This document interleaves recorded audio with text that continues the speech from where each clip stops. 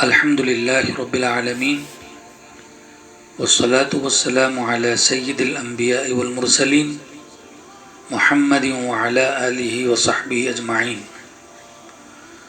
آج بہت سارے فون سورج گرہن کے تعلق سے موصول ہوئے۔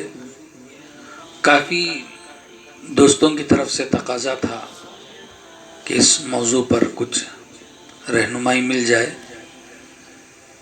سورج گرہن اور چاند گرہن کے تعلق سے دین اسلام میں احادیث مبارکہ میں حضور پاک علیہ السلام سے چند باتیں مروی ہیں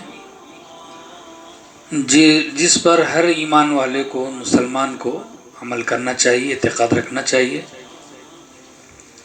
آپ علیہ السلام کے زمانے مبارک میں بھی سورج گرہن ہوا۔ آپ نے صحابہ کرام سے پوچھا کیوں ہوتا ہے؟ چاند گرہن بھی ہوا تو زمانے جاہلیت کے حساب سے جو صحابہ کرام نے سن رکھا تھا اس کو بیان کیا۔ کسی نے کہا کہ آج کوئی بڑی ہستی دنیا میں پیدا ہوئی ہے، کسی نے یوں کہا کہ کوئی بڑی ہستی آج دنیا سے چلی گئی، کسی نے کہا کہ کوئی بڑا حادثہ رونما ہونے والا ہے۔ آپ علیہ السلام نے ارشاد فرمایا، چاند گرہن، سورج گرہن اللہ کی نشانیوں میں سے ایک نشانی ہے۔ دنیا کے حوادثات، کسی کی موت اور حیات کا اس سے کوئی تعلق نہیں۔ بخاری شریف کی روایت ہے، آپ علیہ السلام نے سورج گرہن کے موقع پر نماز ادا فرمائی۔ اس لیے اس موقع پر سوائے اس نماز کے صلاۃ الکسوف، بخاری شریف میں مستقل باب ہے، اس نماز کے علاوہ کوئی اور عمل آج کے دن یعنی سورج گرہن کے دن ثابت نہیں ہے۔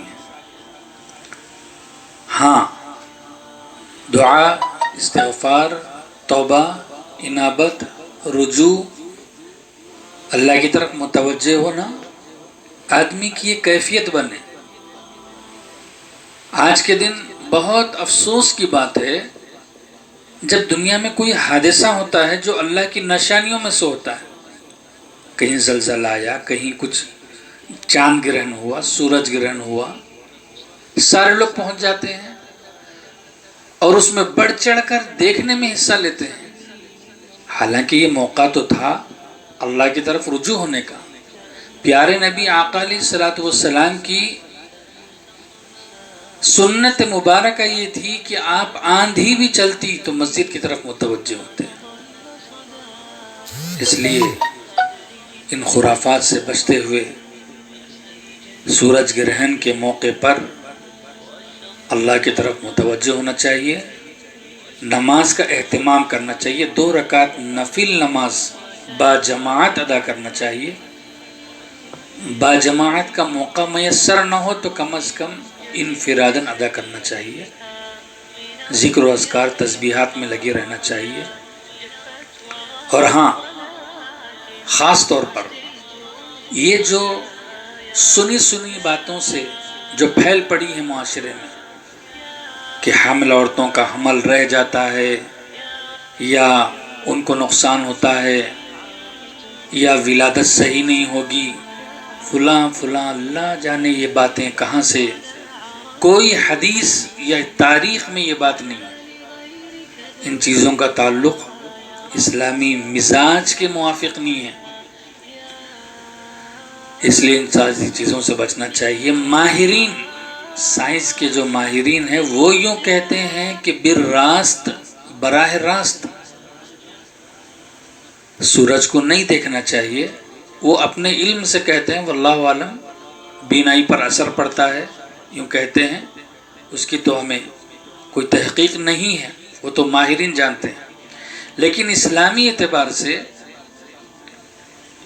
رسوم و رواج یا کھلے آسمان تلے نہ آنا یا کوئی کام کا نہ کرنا بند کمرے میں رہنا، یہ سب واہیات ہیں۔ اللہ پر یقین کامل اور مکمل اعتقاد رکھنی چاہیے۔ اللہ تعالیٰ مؤثر بھی ذات ہیں، ہر چیز اللہ کے حکم سے ہوتی ہے، اس بات کو عام کرنے کی ضرورت ہے اور اپنے اندر یقین لانے کی ضرورت ہے۔ اللہ تعالیٰ ہم سب کو ایسے مواقع پر اپنی طرف متوجہ ہونے کی توفیق عطا فرمائے، اور واہیات تباہیات میں پڑھنے سے اللہ ہر ایک کی، سارے امت مسلمہ کی حفاظت فرمائے۔ ایسے موقع پر ناگہانی آفات سے اللہ ہم سب کی حفاظت فرمائے۔ وآخر دعوانا الحمد للہ رب العالمین۔